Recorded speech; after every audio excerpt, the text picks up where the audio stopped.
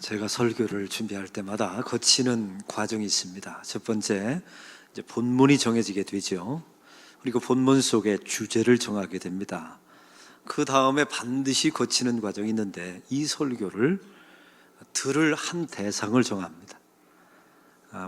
이 말씀을 통해서 이 교인에게 은혜가 되었으면 하는 마음이 가는 한 사람의 이름을 정하죠.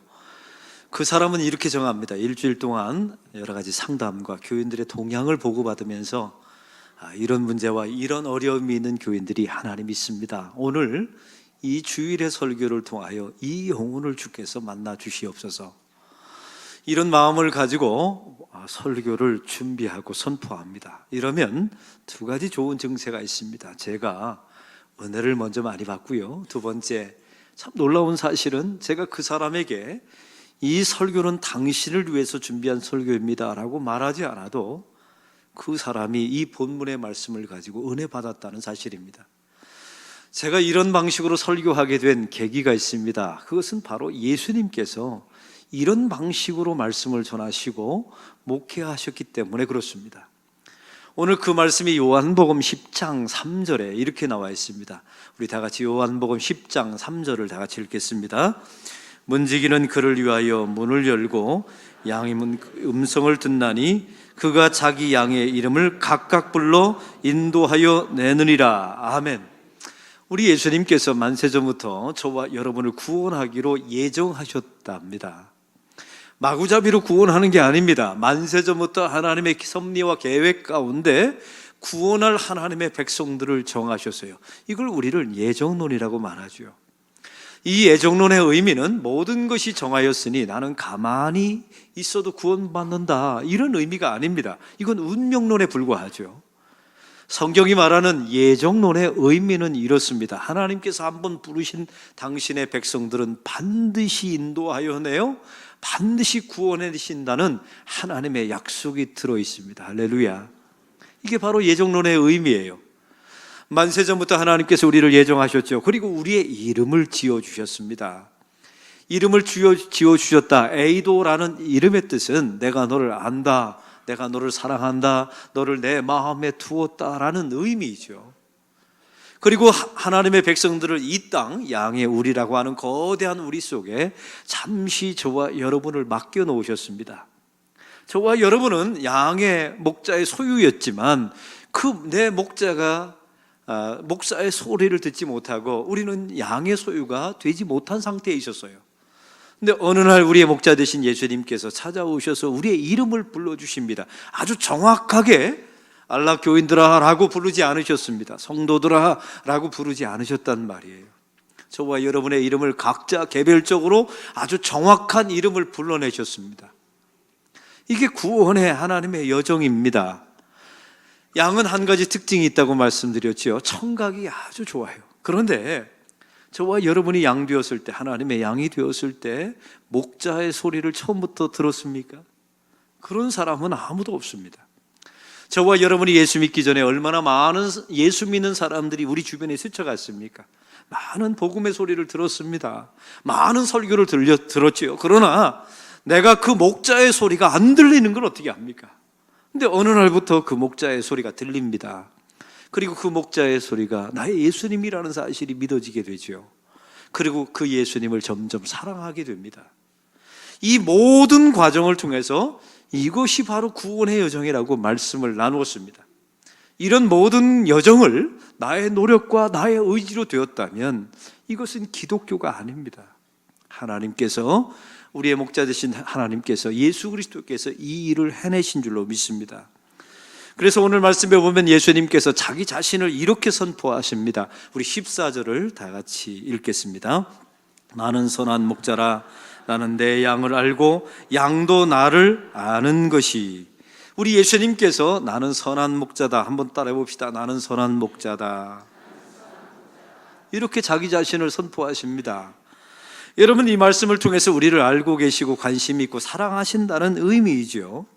이 선한 목자는 특징이 있습니다. 양을 집단적으로 보지 않습니다. 어떤 때나 무리로 양을 바라보지 않는다는 거예요. 이 선한 목자는 자기의 양떼를 바라볼 때마다 항상 개별적으로 봅니다. 아니, 독립적으로, 인격적으로 봅니다. 그 한 대상을 향해서 바라보고 있지요. 그러나 싹군 목자나 가짜 목자는 전혀 반응이 다릅니다. 자기의 양을 집단적으로 봅니다. 이 선한 목자는 항상 양의 안전과 유익의 관점으로 양을 바라봐요. 어떻게 하면 내 양을 안전하게 지켜낼 수 있을까? 어떻게 하면 무엇을 해야 내 양에게 이것이 유익이 될까? 항상 이렇게 생각하는 것이 선한 목자입니다. 근데 싹군은 전혀 달라요. 이 가짜 목자들은 전혀 관점이 다릅니다. 이 가짜 목자들은 양의 발육 상태만 봅니다. 아니, 살찐 짐승만 바라봐요. 왜? 팔아서 돈이 되니까요. 이 싹군들은 양을 바라볼 때마다 항상 숫자에 관심이 많습니다. 왜냐하면 숫자가 많아야 팔아서 자기에게 이득이 되니까요. 그래서 살이 찌고 숫자가 많은 것을 무조건 선호합니다. 한 개인의 양의 이름을 몰라요. 그 한 개인의 양에게 관심이 없습니다. 그 양의 안전과 유익에는 관심이 없단 말이에요. 여러분, 목사도 마찬가지예요. 목회를 하면서 어느 날 저 자신을 바라볼 때 소스라치게 놀라는 경우가 있어요. 예를 들면 제 방이 2층 방에 있지 않습니까? 그러면 그 예전에 교회 마당이 쫙 문을 열면 보여요. 교인들이 수많은 자가용을 가지고 교회에 주차를 하죠. 처음에는 주차하는데 불편이 없는가 이런 관점으로 쳐다보다가 나중에는 외제차를 타고 오는 사람들이 궁금해져요. 그래서 외제차를 타고 오면 누가 내리나 제가 창문을 열고 끝까지 봅니다. 이상하게 눈이 가요. 가난한 과부들이 눈에 들어오지 않고 좋은 차를 타고 오는 교인들이 자꾸만 눈에 들어와요. 저에게 주중이 되면 헌금 목록이 쭉 올라옵니다. 왜냐하면 담임 목사니까 교인들의 신앙 상태나 헌금 상태를 알아야 되지 않습니까? 근데 이상한 것은 제 눈이 11조 가장 많이 드린 분 순서대로 눈이 가요. 여러분, 너무 이상하죠? 제가 소스라치게 놀라요. 제가 진짜 목사가 맞다면, 목양하는 사람이 맞다면 가난한 과부의 헌금을 바라봐야 되지 않습니까? 굽은 등을 가지고 지팡이 짚으면서 우리 안락교회를 찾아오는 교인들이 보여야 되잖아요.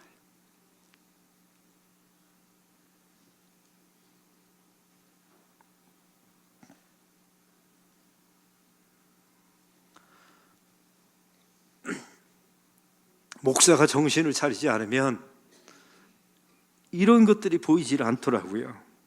그러나 우리 예수님은 전혀 다르셨습니다. 누가복음 15장에 보면 이릉양 비유가 나와 있습니다. 우리 한 무리 안에 100마리의 양이 있었습니다. 그런데 그 중에 한 마리가 도망을 간 겁니다. 성경에 보니까 그 목자 되신 예수님께서 99마리를 놓아두고 그 한 마리 양을 찾아 헤매시는 장면이 나와 있습니다. 여러분, 한번 이 장면을 생각해 보세요. 99마리를 놓아두고 그 한 마리를 찾아다니시는 그 목자 되신 예수님을 한번 상상해 보시기 바랍니다. 여러분, 이게 이해가 됩니까? 이게 숫자적으로 맞지를 않는 거예요. 왜냐하면 우리는 자꾸만 마음이 99마리 걱정이 돼요. 목자가 그 99마리를 놓아두고 한 마리를 찾아다니면 그 99마리는 도대체 누가 지키는가? 우리 예수님께서 이 말씀을 바리새인과 서기관들에게 선포하신 말씀이거든요. 이 바리새인과 서기관들은 항상 이런 식으로 생각했습니다. 나는 우리를 벗어나 본 적이 없다. 나는 죄를 져본 적도 없다. 나는 사고 쳐본 적도 없고 하나님의 품을 떠난 적이 없다. 항상 이런 비유를 들을 때마다 나는 우리 안에 있는 99마리다 라고 확신을 가졌던 거예요. 그러니 이 말씀이 은혜가 될 수가 없죠. 이 99대 1이 이 사람들에게 효율적으로 맞아떨어지질 않는 겁니다. 그런데 예수님께서 그 한 마리 양을 누구라고 생각하셨을까요? 오늘 성경에 보면 이 누가복음 15장에 보면 이 바리새인과 서기관들을 향하여 이렇게 말씀하시는 겁니다. 그 잃어버린 한 마리 양이 세리와 창기가 아니라 바로 너다. 우리 예수님께서 그걸 말씀하고 싶었던 거예요. 네가 만약에 하나님의 품을 떠나고 구원의 길 아닌 곳을 가면 내가 너를 찾아내기 위하여 이렇게 헤매고 있노라고 우리 주님께서 하고 싶었던 말씀이 바로 그거였던 것입니다. 여러분, 이 당시에 이 말씀은 아주 혁명적 설교였어요. 바로 우리 예수님이 이런 분이시라는 것입니다. 저와 여러분을 이런 방식으로 찾아내신 줄로 믿습니다. 이런 예수님을 만나면 너무너무 좋죠. 어떻게 이런 예수님이 나의 목자가 되실까? 누가복음 15장에 이런 양을 찾은 목자를 보십시오. 저 같으면 질질 끌고 왔을 것 같아요. 아니면 데리고 오면서도 한 번만 더 나가면 너 잡아먹을 거다, 이렇게 말할 법하지 않습니까? 근데 성경에 보면 예수님께서 그 이른 양 한 마리를 찾으시고 이 어깨에다가 목마를 태우면서 덩실덩실 춤을 추면서 찾아옵니다. 집으로 돌아오게 되죠. 더 놀라운 것은 예수님께서 이렇게 말합니다. 이웃을 불러 모으고 나와 함께 즐기자라고 말해요. 그 잃어버린 한 마리 양을 찾아서 너무너무 좋아서 잔치를 벌이게 되는 거예요. 여러분, 이 당시에 잔치는 또 양을 잡게 돼 있거든요. 누굴 잡았을까요? 우리 안에 있었던 99마리 중에 한 마리를 잡은 겁니다. 이 말씀을 들었던 바리새인 서기관들이 얼마나 화가 났을까요? 나는 주님의 품을 떠난 적도 없고 하나님을 떠난 적이, 죄 지은 적도 없는 나를 왜 이 잔치자리에 제물로 바치냐는 거예요. 저 잃어버린 한 마리 양을 위해서 말이죠. 근데 주님께서 말씀하세요. 아니다, 너희는 우리 안에 있었던 99마리의 양이 아니라 너희 모두는 다 잃어버린 양이다. 내가 바로 그런 식으로 너를 사랑하고 찾고 있다고 말씀하신 줄로 믿습니다.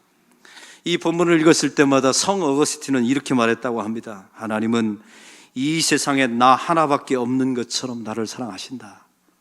이게 성 어거스틴의 고백이었어요. 어느 신학자가 이 본문을 가지고 이런 설교를 했습니다. 만일 이 세상에 나 혼자만 있을지라도 우리 하나님께서는 나 혼자만을 위하여 당신의 아들 예수님을 이 땅에 보내셨을 것이다. 그리고 나 혼자만을 위해서도 지구상에 나 혼자만 살았을지라도 예수님은 나를 위해서 십자가에 죽으셨을 것이다. 할렐루야. 이래서 우리가 믿는 예수님이 선한 목자인 줄로 믿습니다. 우리 교인 가운데 자녀가 셋인 집사님이 계세요. 근데 둘째 자녀를 먼저 떠나고 했습니다. 죽은 거죠. 여러분, 자녀가 먼저 부모보다 죽는다는 것은 부모가 죽는 고통과 똑같답니다. 그래서 그 자녀를 죽을 때 가슴에 묻는다고 말하지 않습니까? 만약에 그 두 번째, 자녀가 3명이었는데 두 번째 자녀를 잃어버린 부모님에게 찾아가서 제가 만약 이랬다면, 집사님 그래도 2명이 남아있지 않습니까? 이렇게 말한다면 아마 제 뺨을 후려칠 겁니다. 왜요? 그 집사님에게 죽은 그 아이는 지구상에 단 하나밖에 없는 아이입니다. 그 누구도 이 아이를 대신할 수가 없어요. 2명이 남았다고요? 여러분, 이 말이 그 부모에게 위로가 될 거라고 생각하십니까? 부모가 되신 분은 아실 거예요. 이게 무슨 의미인지. 자녀를 먼저 떠나보낸 분은 이 의미가 무엇인지 아실 겁니다. 그 이야기를 하면 평생 동안 울어요. 왜냐하면 그 아이는 내 인생에 하나밖에 없는 아이였기 때문에. 우리 예수님께서 저와 여러분을 대하실 때마다 바로 이렇게 대하신다는 사실입니다. 그래서 우리 예수님은 우리의 선한 목자 되십니다. 할렐루야. 우리 교역자들이 주일날 아침이 되면 모여서 먼저 기도하고 하루를 시작합니다. 그 기도 모임 때마다 항상 빼먹지 않는 기도 제목이 있어요. 그것은 바로 우리가 열심히 헌신하자, 예배자가 되자, 이것도 있지만 한 영혼이 보이게 해달라고 기도합니다. 우리가 목회를 할 때마다, 사역을 할 때마다 교인을 무리로 보지 말게 하시고 어떤 때로 보지 말게 하시고 한 영혼이 보이게 하여 주옵소서. 오늘 이 예배가 필요한 사람 보이게 해달라고 기도합니다. 오늘 나의 따뜻한 미소가 필요한 사람이 보이게 해달라고 기도합니다.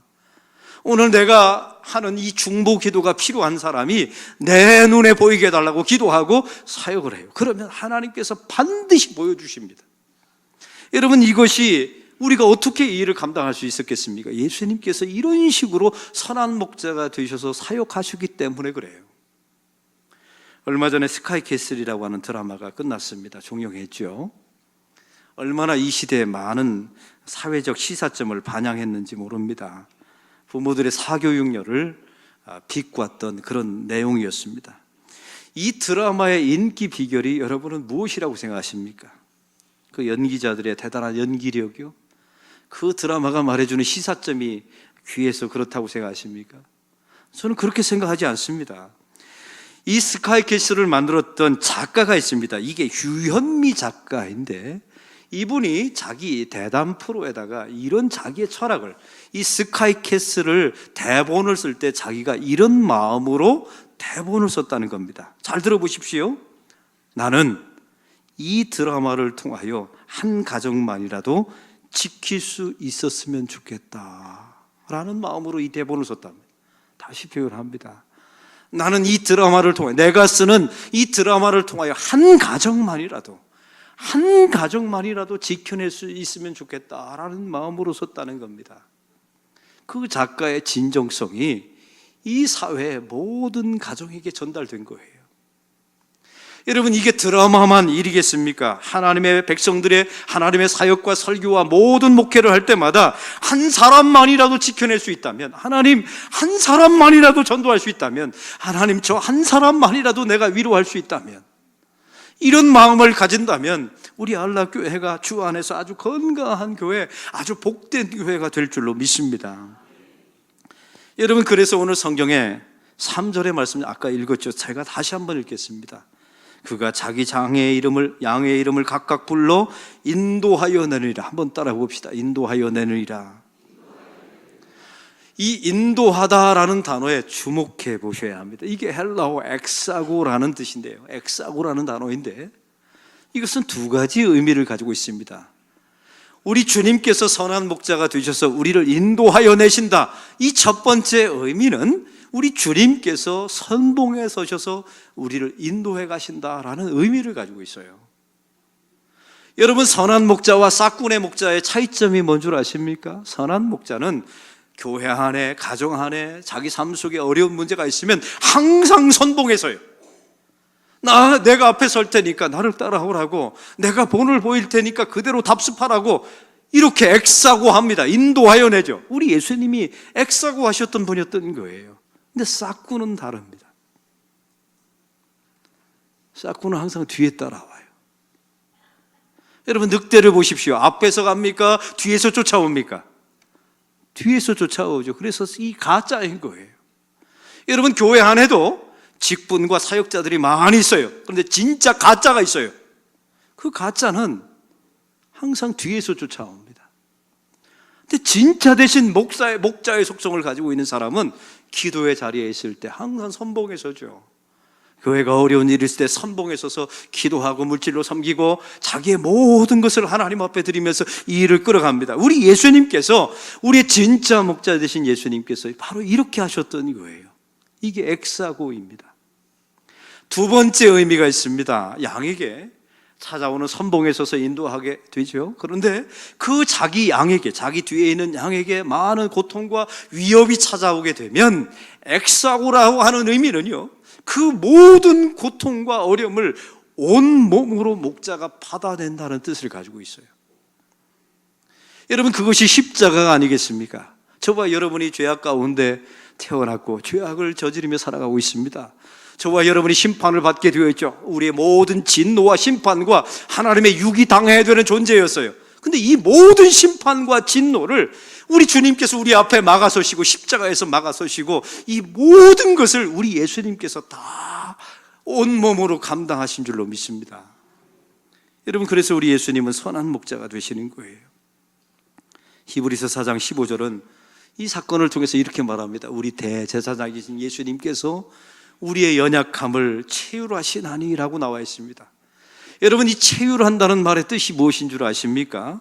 단순히 맛을 본다라는 의미가 아닙니다.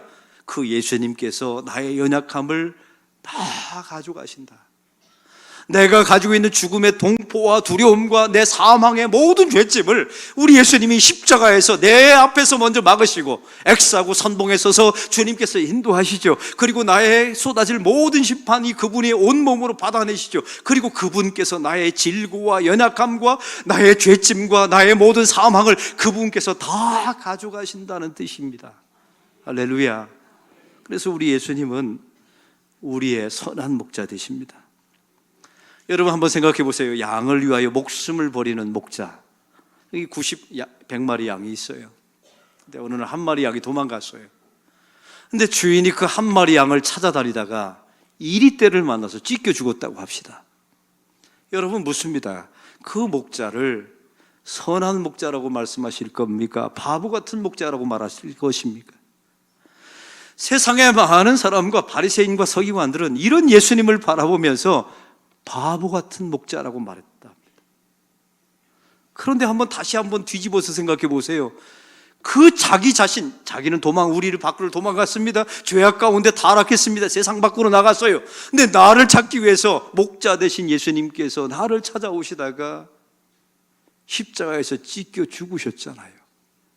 그 잃은 양 입장에서 보면 이분은 바보 같은 목자가 아니라 선한 목자가 되신 줄로 믿습니다. 여러분, 그래서 예수님만이 우리의 유일한 선한 목자 되십니다. 그분은 우리의 인생을 액사고 하십니다. 선봉에 서시죠. 그리고 나에게 찾아올 모든 심판을 온몸으로 다 받아내셨습니다. 그리고 체휼하십니다. 맛보신 게 아닙니다. 나의 모든 연약함을 그분이 다 가져가셨어요. 어느 이단들을 보면 자기 목사를, 자기 교회 담임 목사를 목자님이라고 부르는 교단이 있더라고요. 이러면 일단 의심하셔야 돼요. 이게 냄새가 나는 겁니다. 목자님. 왜냐하면 우리의 유일한 목자님은 예수님밖에 안 되시거든요. 그러면 저는 한번 생각해 봤습니다. 목사는 뭘까? 한번 생각해 봤더니 여기 목자가 있어요.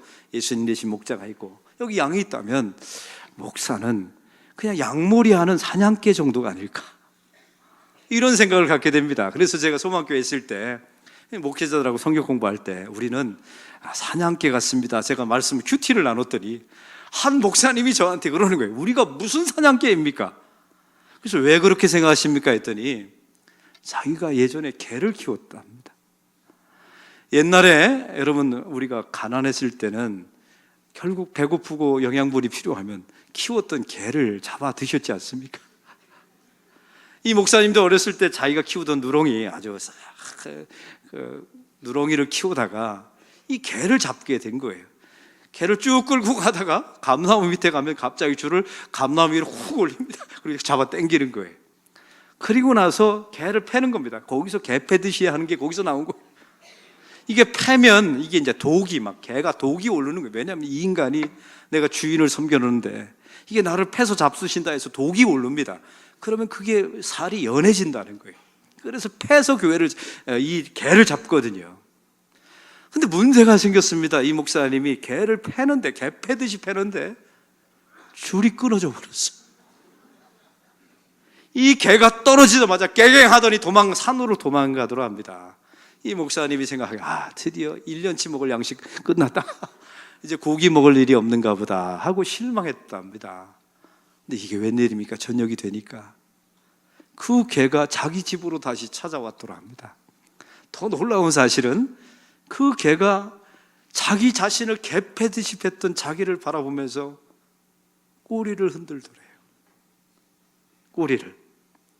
이때 이 목사님이 이런 결정을 했답니다. 내 일생에 다시는 개고기를 먹지 않으리라. 내가 개고기를 먹으면 개 자식이다. 그래서 이분이 개고기를 안 먹어요. 제가 이런 이야기를 들으면서 맞다, 목사는 사냥개도 아니다. 여러분, 개 패듯이 패서 죽이려 했던 사람 앞에 가서 꼬리 흔들 자신 있으세요? 우리는 개만도 못한 겁니다. 그래서 우리는 항상 우리 진짜 목자 되신 예수님밖에 없음을 날마다 고백하고 주님을 우리의 목자 삼고 살아가는 저와 여러분이 되기를 소망합니다. 여러분, 교회 목사가 목자가 아닙니다. 사냥개도 아닙니다. 또 하나의 양일 뿐이에요. 우리의 유일한 목자 되신 나의 액사고 하시고 나의 고난과 아픔과 죽음을 체휼하신 그 예수님을 받들고 살아가는 저와 여러분이 되기를 원합니다. 이번 구정에 영화를 좀 봤습니다. 제가 본 영화 하나가 레옹이라고 하는 영화입니다. 잘 아시죠? 이게 킬러인데, 아주 냉혹한 킬러인데, 그 조그마한 여자아이 마틸다를 만나게 돼서 사랑의 눈이 뜨게 되고 그 아이를 구해준다는, 그 아이를 보복할 수 있는 기회를 준다는, 또 그 여인과 그 여자아이와 사랑에 빠진다는 이야기입니다. 근데 이것을 한국판으로 옮긴 게 아저씨라고 하는 영화예요. 보셨습니까? 원빈 주연으로 나온 아주 똑같은 영화를 만들어냈어요.